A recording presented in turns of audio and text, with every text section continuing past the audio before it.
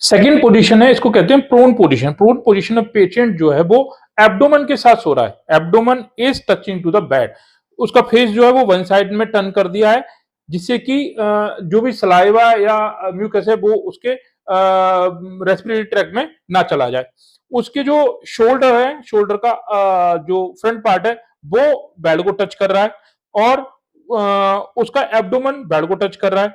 नी का front part जो है, जो पटेला है, वो बेड को टच कर रहे हैं, और जो लेग्स हैं, उसकी जो फिंगर्स हैं वो भी बेड को टच कर रही हैं। तो इस तरह से पेशेंट लाई डाउन करता है। अब ये पोजीशन क्यों जरूरी है? ये पोजीशन अगर हमें बैक को सुपरवाइज करना है या बैक के ऊपर कोई भी सर्जरी करनी है, तो for this purpose this positioning is given.